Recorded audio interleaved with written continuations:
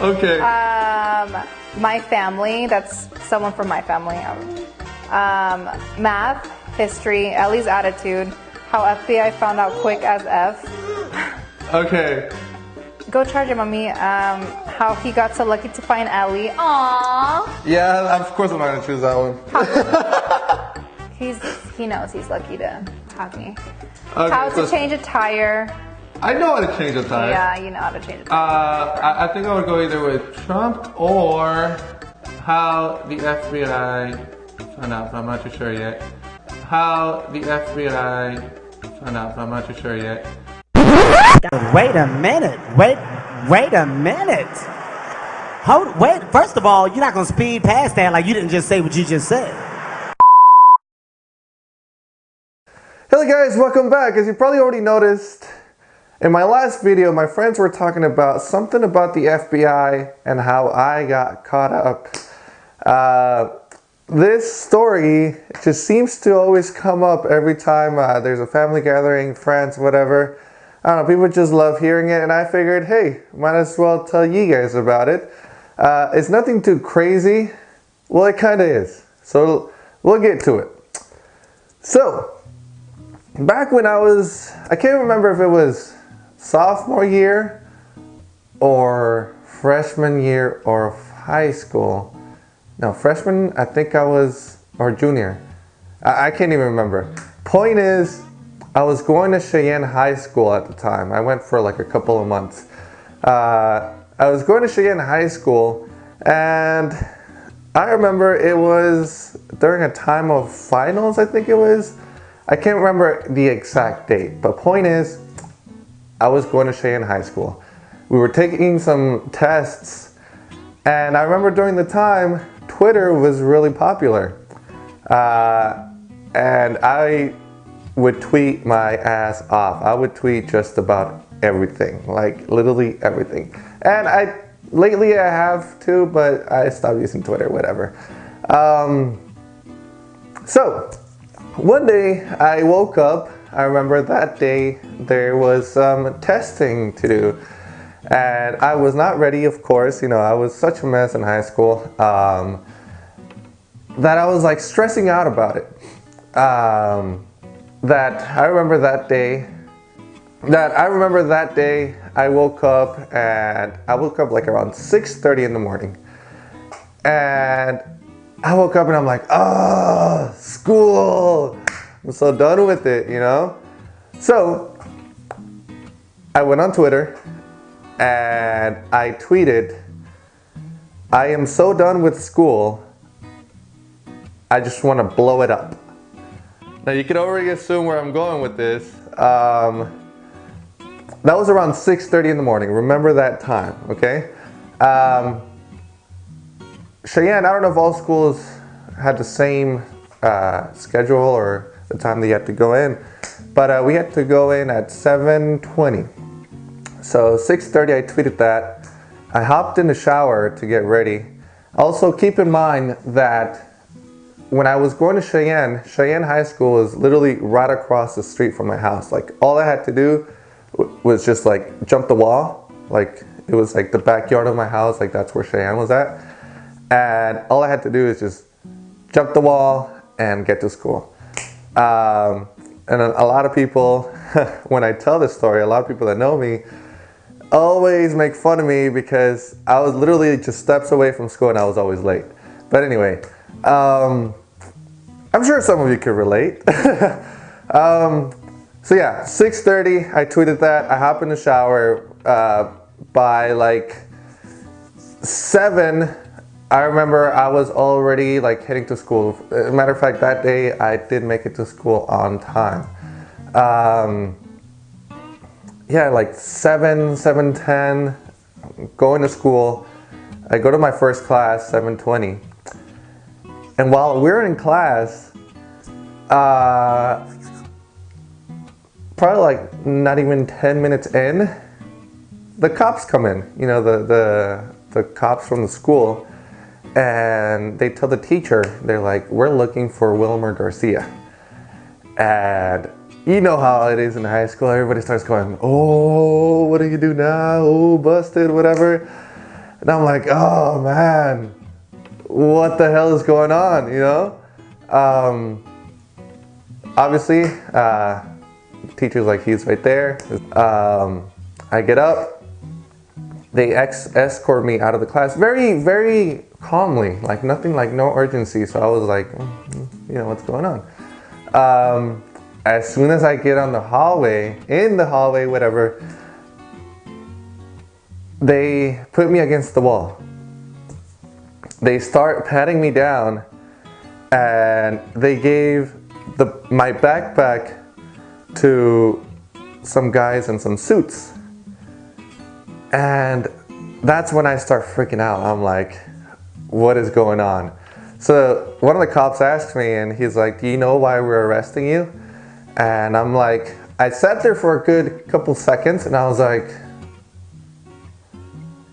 oh, I tend to be goofy, clumsy, and, you know, just, you know, stupid sometimes, but I managed to put two and two together, and I was like, I think I know why you're arresting me, right? So he was like, all right, come with me. So they take me to a classroom that's completely empty in another part of the school, right? My daughter's calling me. Yes? Anyway, so yeah, sorry, it's because my daughter needed something. So they take me to this room that's completely empty, and as soon as we walk in there, there's more guys in like suits and stuff, and then there's like a cop there. From what happened that day, I learned that he was like the sergeant or something, like he was like a pretty serious cop or whatever. So they take me into that room, and they close it. They sit me down in front of this guy with a laptop, and they ask me again. They're like, "Do you know why we're arresting you?" And I'm like, at this point, I'm like already like, okay, I think it's because of the tweet in the morning. I'm like, is it because of what I tweeted in the morning? And he was like, yeah, we're here to investigate, what's going on. And, I'm sitting there trying to explain to them that it was something stupid. It was just like a stupid tweet. Like, I don't mean any harm. Like I really never had any intention of doing anything like that. Again, the tweet said, I'm so done with school, I just want to blow it up. So I'm sitting there answering their questions and trying to convince them that, it's just a stupid tweet, that, this is just getting out of control, And while I'm doing that, I'm telling the guy, I'm like, you could go through my phone, you could go through my Facebook, my Instagram, my Twitter, my email. You could see that, I don't there's really not much going on with me. And this is the part that kind of just blew my mind, because he turns the laptop around. He turns it so I could see what he's looking at. And literally he has all my information there. He has my information, my Facebook, my Instagram, the messages I've sent, that I've received on my phone, everything, those things when people laugh about the government watching you. Believe it or not, I saw it firsthand, and it was crazy. It was like, whoa, I should have been scared because it was something serious. There was like cops around me. There was guys in suits or whatever, which later I learned is like the FBI or something. But I laughed. I was like, whoa, that's crazy. When it comes to anything that has to do with all that, is my microphone on? When it comes to, that has to do anything with that, I geek out. I'm like, whoa, this is so cool. This is really happy, even though I'm the one getting in trouble, So I'm sitting there whoa, at least they're able to see that there's nothing else, going on with me that has to do with trying to blow up the school, But obviously, cops, anything, any investigation that they do, they take it serious. They're not just there just, oh, okay, that's fine, go, leave, whatever. They brought in a doctor, and they made me talk with that doctor for a really long time. Why? Because they wanted to see if I was mentally okay. So when I started talking to that doctor, it was already like 9, I believe, because before the doctor came in, they were like asking me questions, blah, blah, blah. Oh, you know what's crazy? So, like in movies and like shows when like the guy, like when they're in the room and they're asking you questions and they're putting the light on you and they're making you feel like you're actually doing it, that is like insanely accurate. Like these cops are like, they're on you, like, oh man, like I was so nervous. But anyway, yeah, the doctor came in like, I would say like around 9, and he was asking me questions about like, how's my childhood? As many of you already know, like I didn't grow up with my dad, at least for the most part.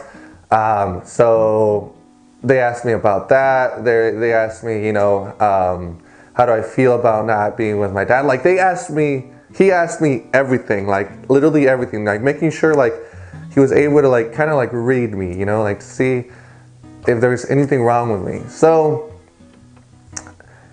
we started talking and talking and talking. Honestly, for me, it didn't feel like we didn't talk for long, but after a long time of, talking to the doctor, I would assume it was already like probably like 4 p.m. Like I was literally there all day, like with this doctor, making sure I was okay. My parents come in, my mom and her husband. Obviously, my mom, she's in tears. At that moment, I didn't understand why she was crying. I'm like, wait, why are my parents here and why is she crying, So my parents come in, we're like coming to the conclusion of the whole like investigation, and my parents come in, the doctor tells the sergeant, the doctor's like, you know what, this kid seems fine. I couldn't find anything that, would potentially cause him to do something to a school or to anyone else, right? And then the cop that came in with my parents, he tells the sergeant, he was like, yeah, we searched the whole house and just seems like a house and a kid's room, just like any other kid in high school, And I'm like, whoa, you guys searched my house? In my head, right? So then the sergeant looks at me, he's like, yeah, I am so bad at telling stories. I hope this is, you guys are able to visualize this. But yeah, the sergeant, he tells me, he's like, yeah, oh no, he's not the one that told me. My mom later told me that as soon as I left the school, probably like an hour or 2 later, a bunch of cops came to my house. Like even like the bomb squad unit or whatever. I don't know what she meant, but it was like some special unit that came to the house and searched everything. Like they took her outside. They didn't put her under arrest, I think.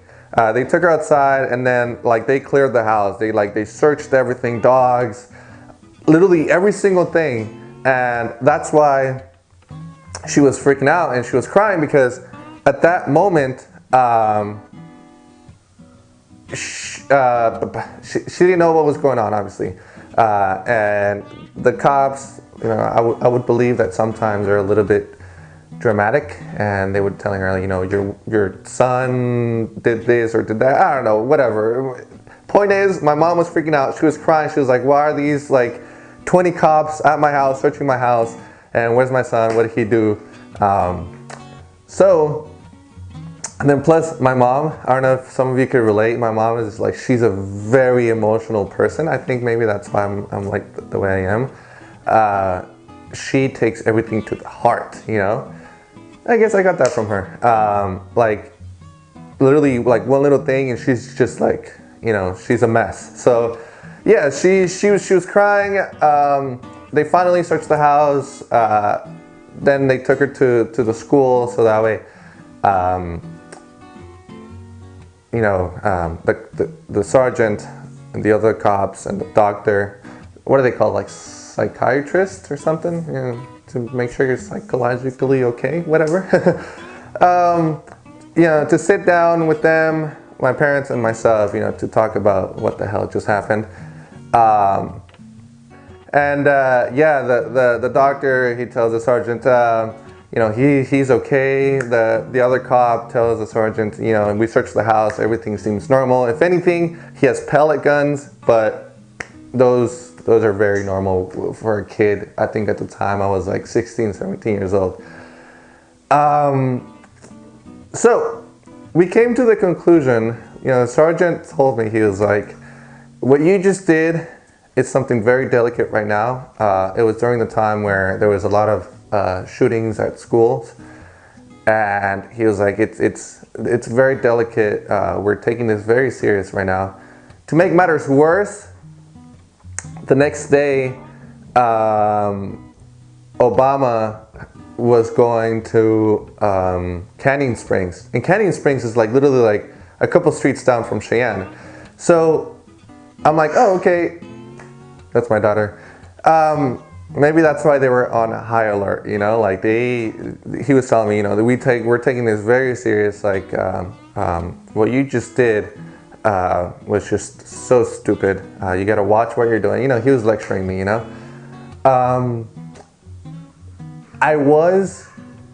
He was gonna give me a ticket for disturbance of the peace or something like that.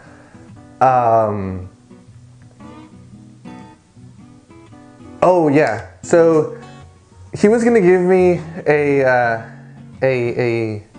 ticket for disturbance of the peace, but how did it go? 5 hours later. Yeah, because during the time I already had my DACA, which if you don't know what that is, DACA is like for like foreign kids to come to the United States, alien kids, whatever you want to call us, to come to the United States and be able to legally work here and go to school here. So I was panicking because one of the cops was being an asshole. He was like, you could get deported for this, blah blah blah, whatever. So point is, yeah, we're going back to the conclusion. He was going to give me at least a ticket for a disturbance of the peace, but he told me, but since you're a DACA recipient, and you seem to actually be doing pretty decent in school, which hard to believe, I know, it was like, since you seem to be doing pretty good in school, and you're a DACA student, I'm just gonna let you go because this could really ruin your, you know, DACA. So I was just there like, whew, de la que me salvé, you know? The craziest part is, so we were just, you know, just kind of like all relieved. Even they were relieved that, you know, it wasn't nothing too serious, you know? I guess I did cause a huge chaos because there was cops at the school, there was cops at my house, but at the end of the day, it was good that, you know, it was nothing really bad, you know? So we called it a day. It was crazy. We called it a day, but what blew my mind was the fact that, like I said earlier, I tweeted that like around 6:30 in the morning, 6:30-ish, around there. What blew my mind was that in so little time, like by 7:20, like an hour later, in just 1 hour, they were able to find who I was, where I lived, what school I went to, in 1 hour, and go to the school and arrest me, right? In 1 hour. At the time, I couldn't understand how that could happen, but now I've learned that with an IP address of your phone, whatever has internet, you're able to find the location of where that tweet came from, the email, whatever it is, you know, computer, phone, whatever. It's called an IP address, and they're able to find you like this, right? But even if it's really easy to, like, you know, find your location, because another thing it's good to keep in mind is that on my Twitter during that time, I never had my full name. I never had where I lived, what school. All I had was my picture and my @name, which at the time was like, I think Mr. Flintstone or something. It was something stupid, you know? Even though they're able to, like, find your location, like, it just kind of, like, blew my mind that they were able to, I don't know, maybe they have, like, some sort of software that's able to pick up certain words from tweets, and they're able to be like, oh, this tweet is like a threat.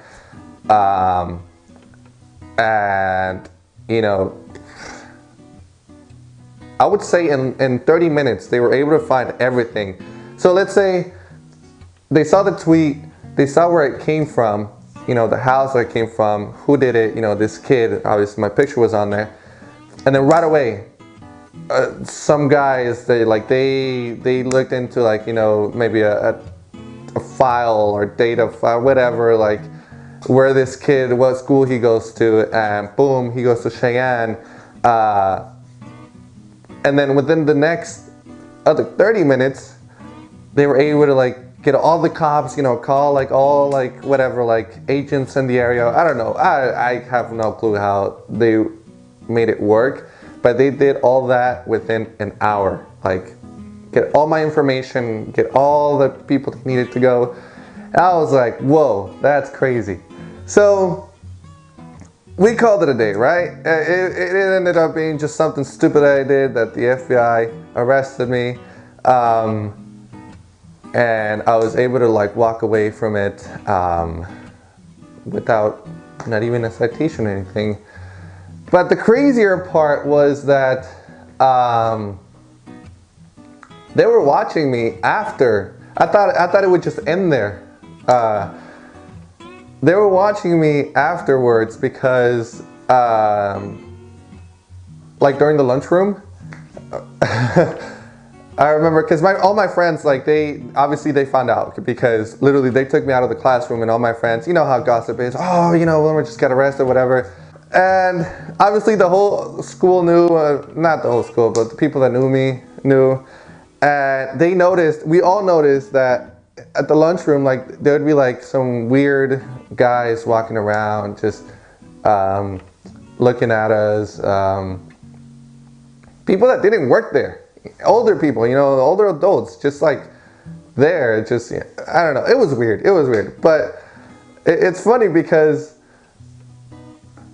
anything that has to do with, you know, texting the word bomb or blow up or whatever, I always tell everyone that don't mess with that when you're around me, because who knows, I'm probably still, like, on a watch list or something, you know. But yeah, that is the story of when I got arrested by the FBI. So now next time you see people making fun of me about that story, now you know what we're talking about. Thank you guys. I hope that story wasn't, like, long and pointless. I just thought it would be pretty cool to talk about it. Anyway, a new game night episode should be coming up soon. Hopefully you guys like it. And I noticed that the last video, the lighting was just so nasty that I remember we just rushed that video, so I didn't even adjust the camera, adjust the lights, adjust the microphones properly. So hopefully this looks a lot better, a lot more professional, a lot cooler. But yeah, I have a lot of things coming up, guys. I hope you guys enjoy it. I hope you guys have fun with me. All I'm trying to do is just be your comedic, I can't even say that word. Comedic relief? You guys know what I mean. Yeah, man, let's just have fun with this. You know what I mean? I hope I can make you laugh, make your day. And yeah, see you next time.